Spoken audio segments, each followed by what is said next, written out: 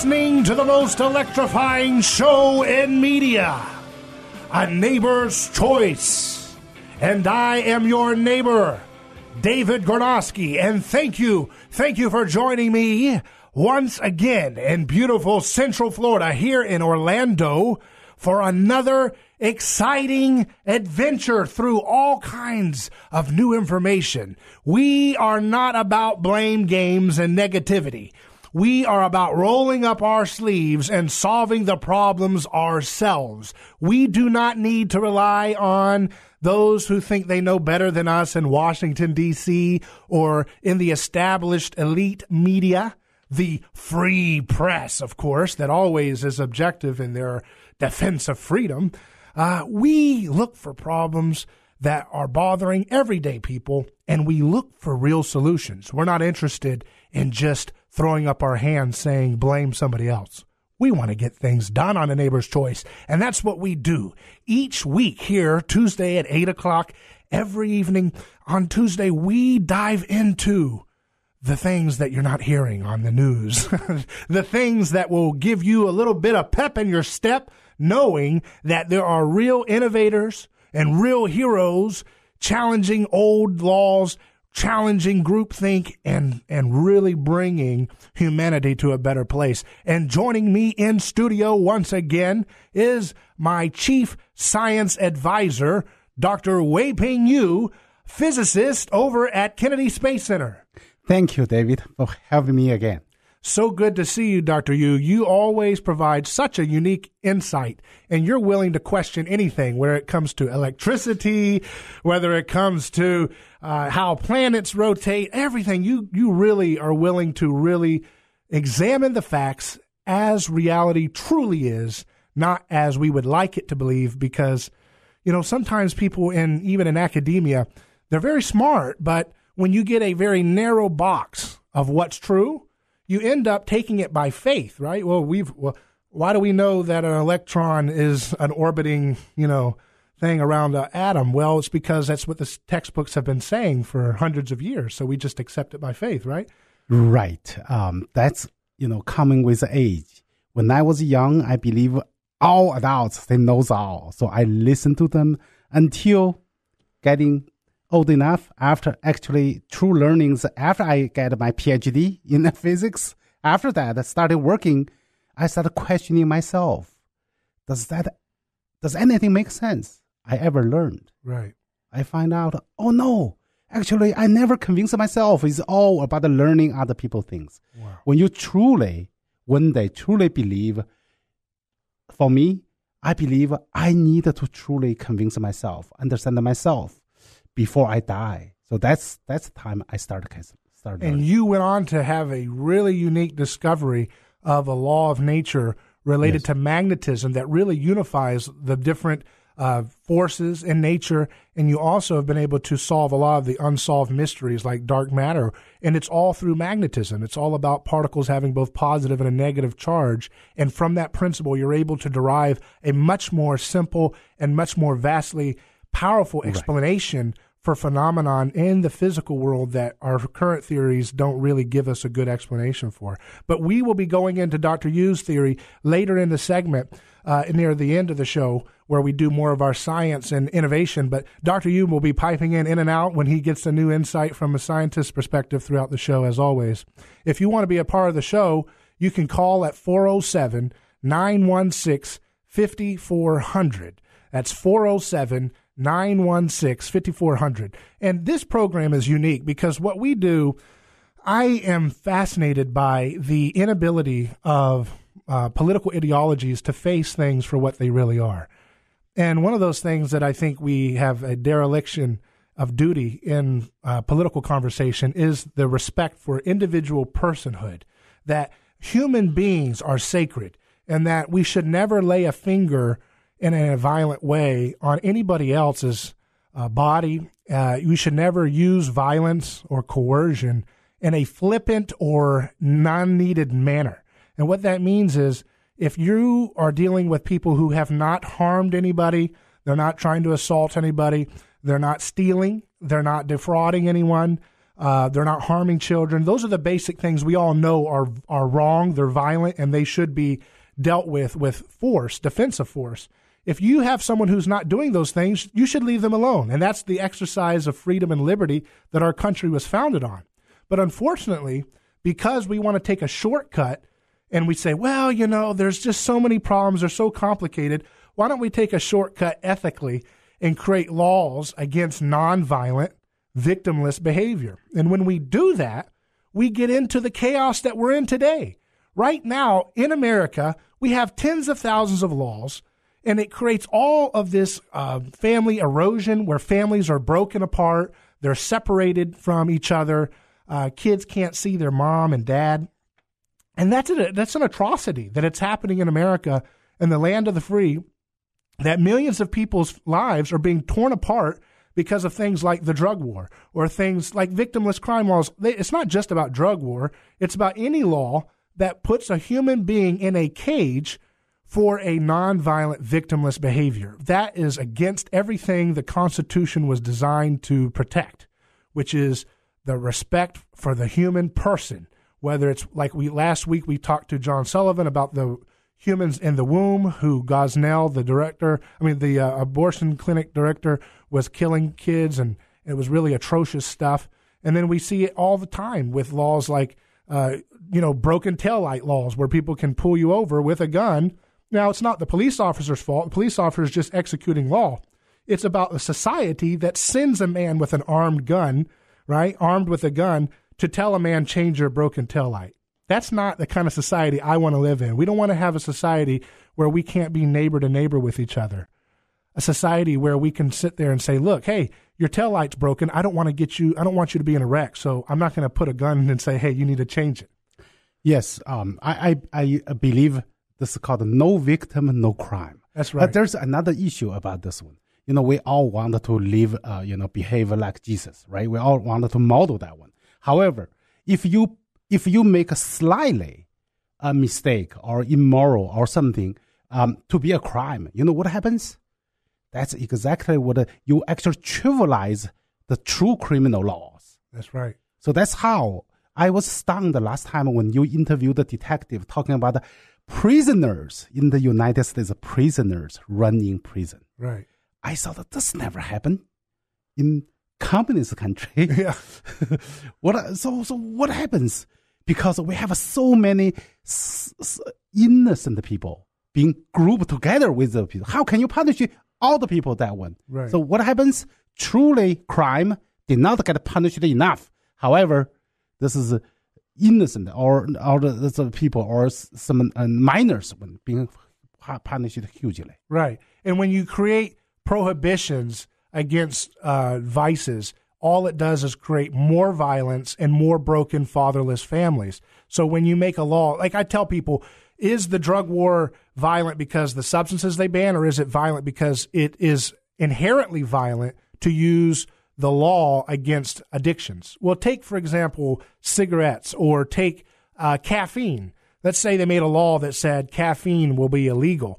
Well, guess what? Automatically, there would be a violent black market that would open up, and where right now you can get a caffeine Red Bull for $2 in a black market with not a lot of competitors in the market, there'd be an obscene market profit that would open up where you might be able to sell a Red Bull for $80 a pop or something. So there's an obscene profit margin that opens up when you create a black market. So even in something as trivial as caffeine, you think, well, caffeine's not violent. That's right, because it's not about the substance that makes drug trade in the drug war violent. It's the fact that you make it a crime that creates a violent black market where people can't settle disputes using courts or lawsuit and all those normal things that normal market competitors deal with. Left to a black market, the only people can solve their problems through violence. There is a market solution to this issue. If you're not rewarding by having more prisoner, you have a more profit for the prisoner, owner or runner. If you can control that part, you probably automatically reduce the prisoners, crime ratio. Well, very good. Folks, we have got a lot to talk about today. We're going to be joined by a young lady who has a father in prison for life for a non-violent crime. And we've been working hard to try to get him on the program, but he had a issue where they were doing a lockdown in the prison where he's at. So he won't be able to join us tonight, but we're going to be joined in the next segment. You don't want to miss this. His daughter, Lauren Cesal, will be joining us to discuss what her father has gone through. We'll be right back in just a second, folks. You're listening to A Neighbor's Choice on 93.1 WFLA. I wanna wear a star.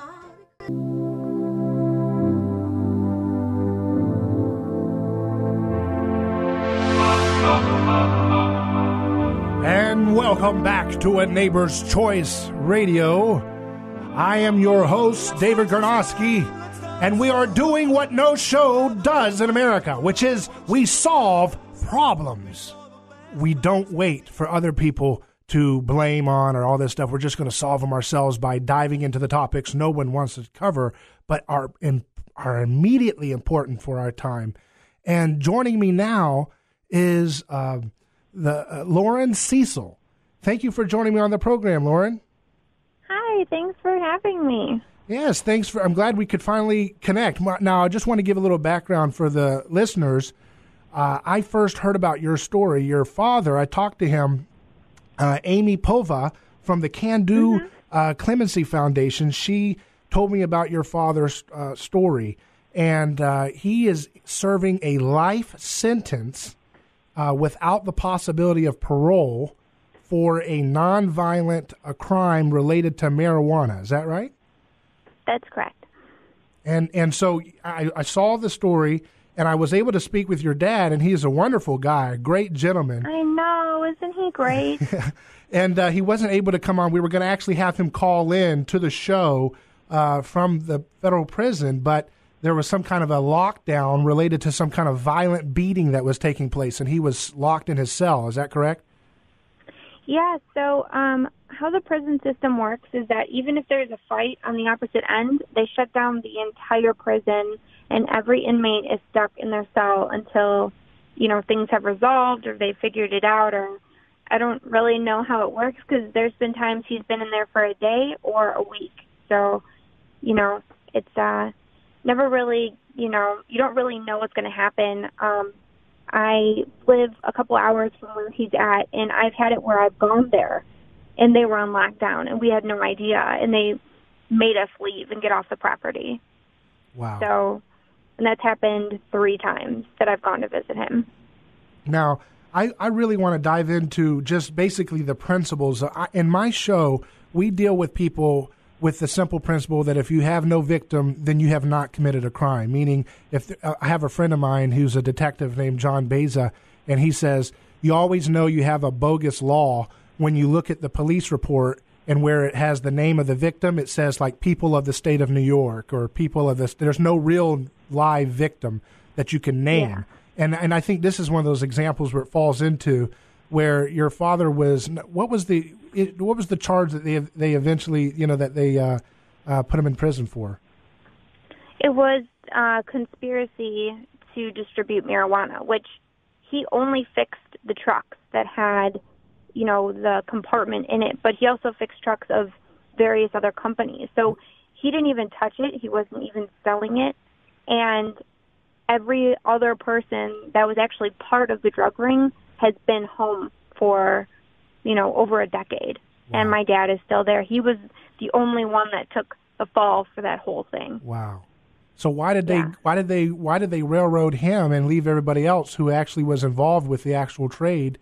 Why did they go after him? Because he wouldn't comply? Well, so the way that works is pretty much they have to have somebody go down to end the case.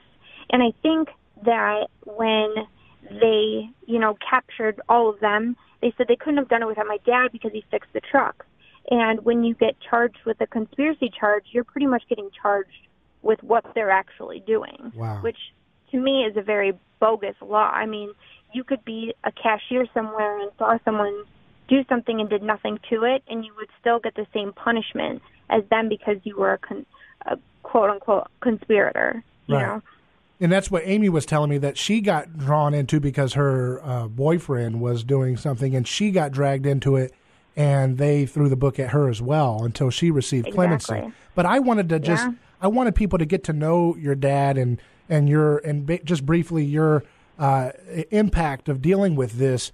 I believe it's an unjust law. I believe this is a tragedy, an atrocity against American dignity that we would have laws and treat people in such a barbaric manner.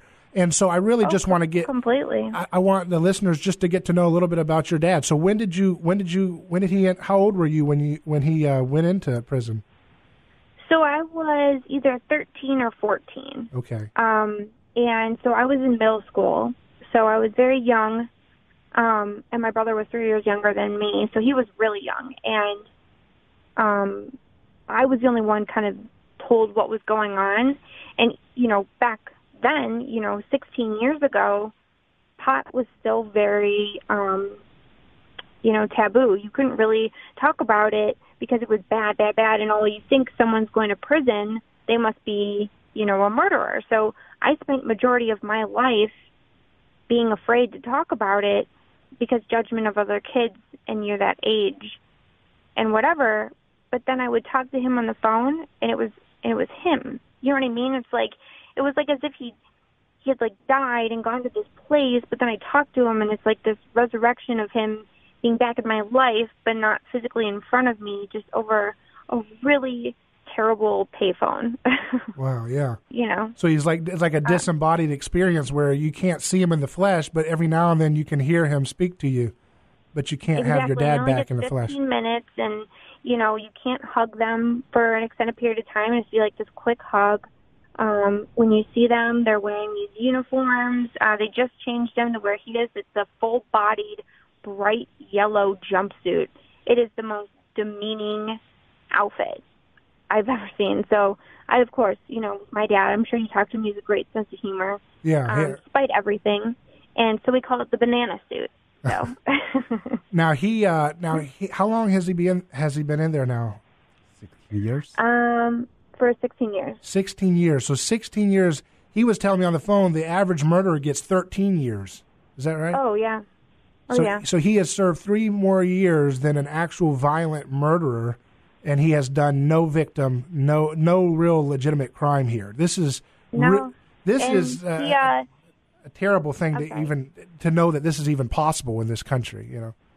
Oh, I know. I mean, I'm as much as the internet is kind of its own evil when it wants to be, I'm very grateful for it because it has connected me to people like Amy, and also to reach out to other people that are also in similar situations, but also spread the word like this is happening in our country. This is happening right now to someone and that's me, know, and this is something that I wasn't openly sharing as a young person for the sake of judgment, because that's what you're brought up to think, all criminals in prison are terrible human beings, and you don't even realize how many people are in prison that aren't that way, that are wrongfully convicted with these, punishments that just don't fit the crime. And it's awful. And my dad he is still so positive and wants to keep trying, and he'll never give up. And that stamina and that drive is just overwhelming. I am, even where he is and everything, I am so incredibly proud that he is my dad. Oh, hi, Lauren. I found it's very puzzling. The charge for your dad seems longer than all the drug dealer. Say, without your dad's work to fix a car, they cannot do drug. So we can use the same argument and say, without a drug dealer, they cannot, they cannot do this. Exactly. And we also can say, without a drug consumer, we can do the same thing. Basically, everybody put it in the box. That's really... So I'm thinking about, is that possible? If you are really belongs to the drug group, belongs part of a group, so they have a financial support, they have a organization support, so they can get out of jail easily. Is that possible? Exactly, and they were all in agreement with each other on different ends, saying it was all my dad, because they knew that could be a scapegoat. Right. And the more information you feed when you go in, the lesser time you get to he just be was released. he was a man of integrity, not wanting to just blame other people or, so he's the one that takes the fall. They wanted him to have a plea agreement to agree that he did do the crimes. But my dad is an incredibly hard worker, and, he worked from the ground up, and he would never get any business or never have a job ever again, and that would just, defeat who he was as a person, and unfortunately, that's how the system works. You have to take a plea bargain and say, okay, I was selling drugs, even though you weren't, just so you can get out. Now, your dad flew planes, didn't he? Do you remember flying in planes with him? He did. He had his own plane, which is crazy. We would we went to Disney when I was a kid, and we would go to different parts of the state or, neighboring states and go visit friends and have dinner. He would just fly for fun. We'd fly, over the 4th of July, over, fireworks going off in the sky, and it's very surreal. I think a part of my young self sort of shut that out, thinking it was more of a dream and this thing was never going to happen. But I lived those moments with this person that made sure that everything we did was as memorable and amazing as it could possibly be. And, even if he never comes out and I have kids, I am going to talk about every extraordinary thing that he took us to do, until my last breath. So, and I have plenty of stories of that. And I've met your father, and he is a wonderful person. Just from the 15 minutes I spoke with him, quite charisma and humility, and I heard about some of the things he's doing to help other inmates with solving some of their paralegal work that he's, work like that. On the other side of the break, we're going to take a look at what we can do to spread the word to help raise attention to Craig Cesal's case so that we can get something done here. We'll be right back on 93.1 FM. I'm David Gornoski. You're listening to A Neighbor's Choice. We'll see you in a second.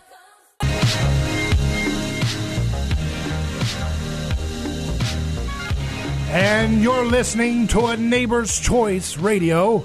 I'm David Gornoski, your host. And the number to join in on the discussion is 407-916-5400.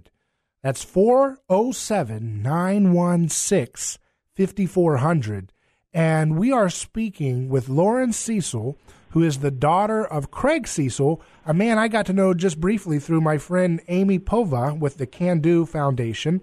And we are dedicated to sharing his story today because we believe he deserves clemency now. He should have never been in prison one day, for as far as I'm concerned. But nevertheless, we know I said, Craig, I don't know. I was talking about with Alice Johnson. She got clemency recently because of Amy's organization and other people and Kim Kardashian. I said, Craig, I don't look like Kim Kardashian, but I'll do my best to get attention for you.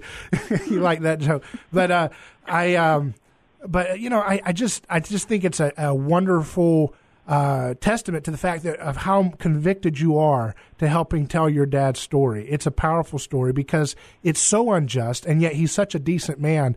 And I tell you, I want to still have him on the show when we can get that worked out. I know that you said they had him working a 15-hour shift today in their factory, right? Is that correct?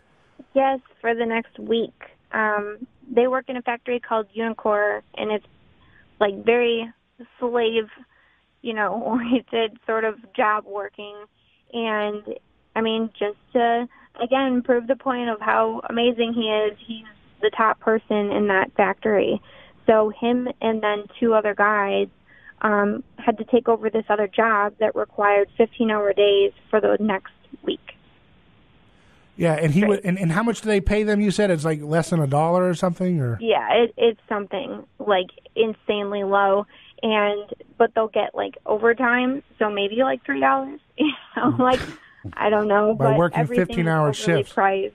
Yeah, and that's totally a gross thing too that they're doing, but at the same time, just to have something to work towards, I'm sure kind of helps make, the days go a little easier, when you can have achievements and things. So there's kind of a double-edged sword to that, right? And he is just a hard worker. He's one of those get up in the morning and do as much as he can with his hands and work and be productive. And, for him, his day, he works, he jogs, he goes to the library, he sends emails, he calls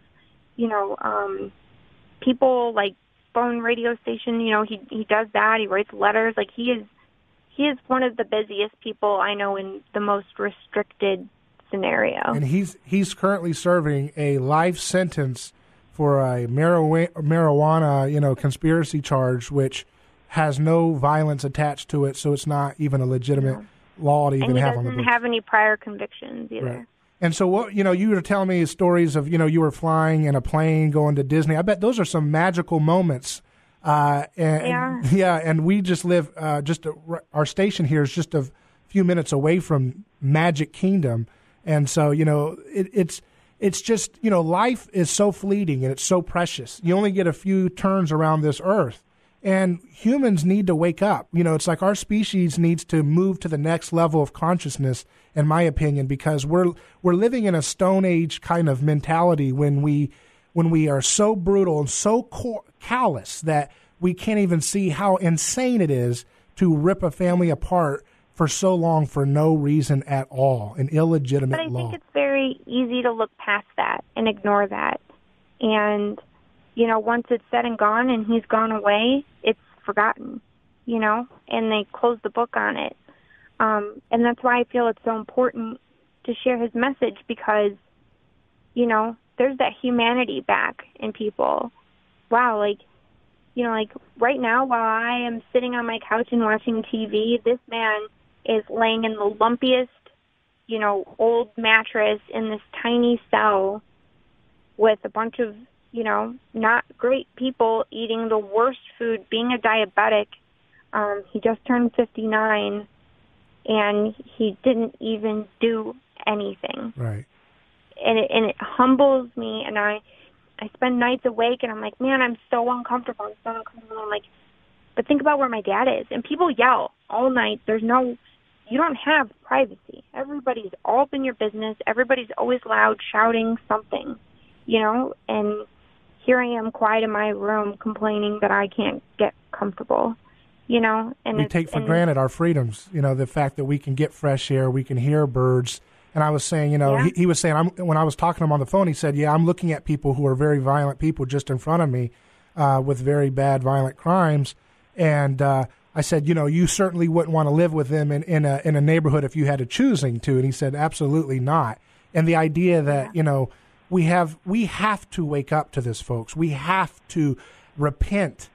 Jesus was numbered among the transgressors himself. He was also wrongfully persecuted just as your father. So there's a certain spiritual grace that is given to people who are an unjust, persecuted scapegoats, such as your father. And there are, millions of people in history have gone through certain situations just like your dad where they're unjustly persecuted, wrongfully treated with violence and numbered among the transgressors, just as Jesus was when he did nothing violent either, and yet he was, executed. But we really want to illuminate his story. So tell us, just a couple of things that you remember most about, growing up with your dad, things about that you really highlight in your memory.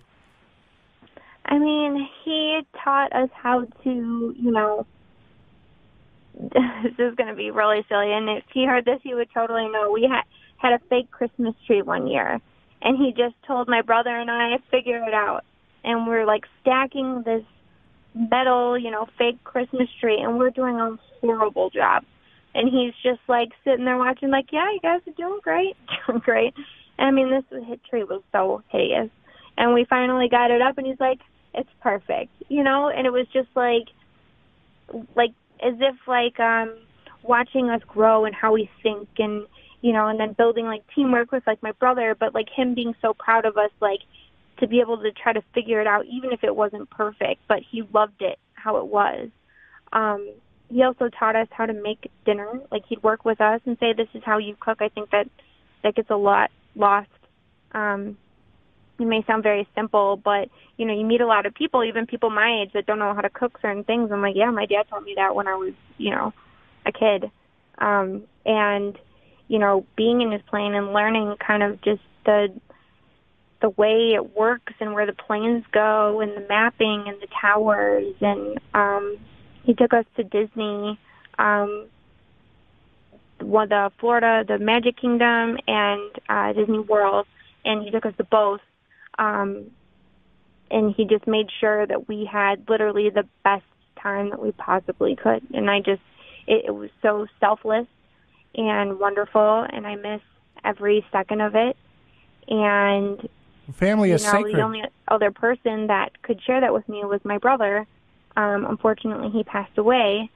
And so now it's me focusing my entire energy into getting my dad home and making more memories and folks need to understand. They need to understand that when you put someone in a cage, in a prison cage for nonviolent behavior like this, with such an insane amount of years, you are imprisoning and hurting the family. You're hurting the family. You're breaking that sacred bond, that precious memories of being able to see the sunrise with your daughter. That's robbed from you, and that's a crime against humanity, which has been done to your family.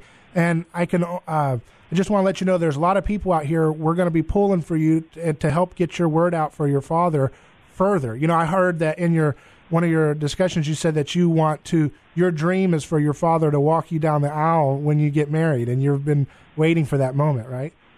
I've been waiting since I was a kid. That was one of the first things that kind of hit me, was like, who's going to take me down the aisle?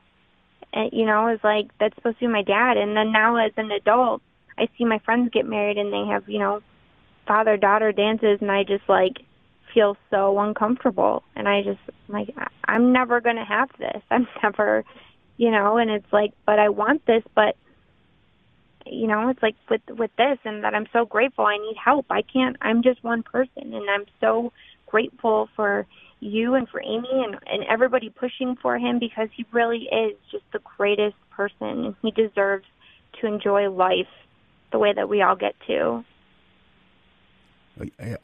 Lauren, actually, you really you moved me by saying basically you spend all your focus, adulthood, your focus just bring justice to your, to the people and to the people you love, and you want to get back your parents' father back out.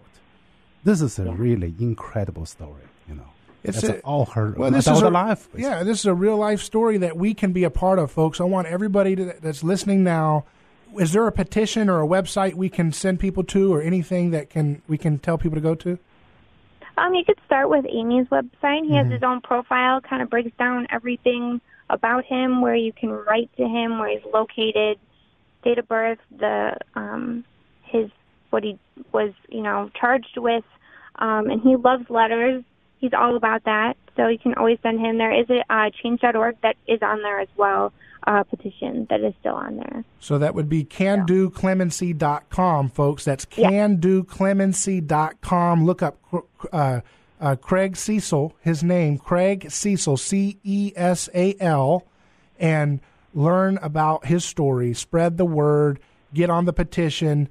Tell your friends. And I'm asking anybody who knows, I know Amy's involved with the White House with prison reform, and I want anybody who's listening to do what you can to get this information to the White House so that we can set Craig free and let him be able to walk his daughter down the aisle. That's what any human being should have the right to do.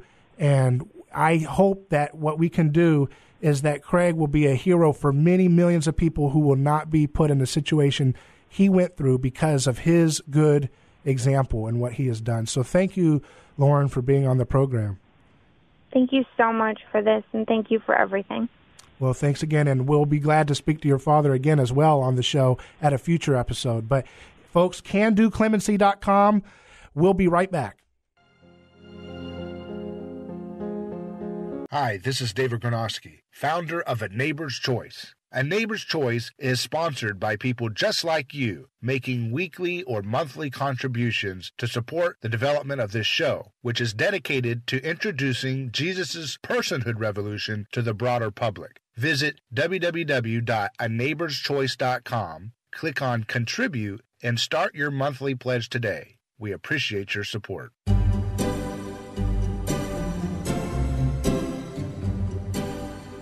And welcome back to A Neighbor's Choice. You're listening to the most electrifying show in media, and we cover the stories that you don't hear on the news. We really want to deal with neighborly problems, the problems that everyday Americans face.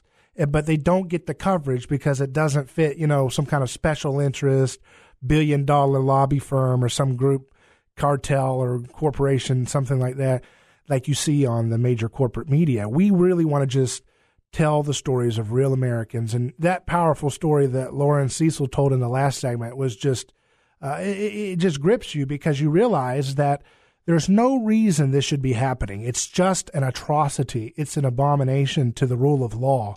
Law is all about skin in the game, which means you don't vote for laws that you yourself would find immoral if you had to enforce yourself. And so that's from Jesus's principle when he was dealing with the woman caught in adultery, and they wanted to stone her because they found she was committing adultery. And he said, "Who among you will cast the first stone?" And what that did when he told that to the community was they each had to reflect on their own personal participation in the violence that they were wanting. And when they did that, they threw their stone down one by one, starting with the oldest people first in the community. And so what that tells you is, who among you will cast the first stone? Who among you will continue to keep father from daughter, father from son, mother from brother, mother from daughter? All those people, millions of them right now, they are flesh and blood. They're just like you, and they may have had a vice. They may have had a spell where they did something or was with the wrong crowd. But who has not? Who has not had a problem with a vice or drank or alcohol or too much food or too much? We all have vices. We all have questionable friends that we get into at time. And even if we didn't, we have no reason to ever lay a finger on a human being made in the image of God as we are. And so that's the principle that I am motivated by. And this show is not just a show. It's a movement. It's a movement of people who are tired of the left and right. We're tired of blame games. We just want to treat our neighbor as ourselves. Okay. I think, David, you did a great service to the people, which is voiceless and supposed to be the weakest group of people in this country, and you help them. I got two things from the Lauren's story. Seems like his dad is an incredible engineer. Mm-hmm. If you can build an airplane by yourself, which I have several friends, work in NASA. They build an airplane. They are incredible engineers. They know not only mechanical, electrical fluids, and communication system. They know everything, and they're pilot themselves. One friend, they spent 8 years. Another one spent 16 years. Spent all the rest of the spare time work at a garage. Right. So this is an incredible person, I believe. Yeah. And there's just, we have to get through this business of scapegoating. We have all these people want to have scapegoats. They want to have people that they can cast out of society and say, well, I'm better than that person. At least I'm not them. At least I'm not. And they want to use that as a measuring rod by which to make themselves feel better about their own particular shortcomings in life. And that scapegoating is at the heart of all of these unconstitutional, unjust laws. These laws are what got us a government that is in trillions of dollars in debt, a country with hundreds of bases around the world, trillions of dollars spending on foreign policy where we never solve these wars that we get ourselves into, these undeclared wars that have no resolution. We're headed towards a cliff if we do not get rid of this wicked practice of using violence against nonviolent, innocent people. And so we are going to do whatever we can. There are two steps to a neighbor's choice in everything we do. And you can also find my writing at aneighborschoice.com. You can email me, david@aneighborschoice.com. That's david@aneighborschoice.com. Or you can subscribe to our channel on YouTube by typing in A Neighbor's Choice. We have all kinds of exclusive videos of some of the most world-class innovators. But there's two things that we do on this show, and you're going to see it over and over again in a way you've never seen on any other program. And that is, one, we tell the victims' stories. We tell the victims of unjust, tyrannical laws. We let the victims speak, and we let that voice speak, and that has its own power that resonates throughout the universe, wherever it goes, and changes people's hearts and minds on a deep spiritual level. Number two, when we tell that story of victims of unjust laws, we start to break apart those unjust laws in the hearts and minds of people, and we start to move towards innovation and real solutions. So instead of saying, hey, we're going to lock everybody up in prison, no, we're going to find treatment for people if they have an addiction. And instead of saying, hey, we're going to have a government tell us what kind of health care we should use, no, we're going to have innovators like Dr. Yu knows who are solving medicine using their own ideas that challenge groupthink. Next week, we'll have some of those scientific gurus and geniuses, because that's what we do on A Neighbor's Choice. We explore the things that give us hope, the things that give us inspiration in life. We'll see you next week. I'm David Gornoski. You've been listening to A Neighbor's Choice, 93.1 WFLA. Godspeed.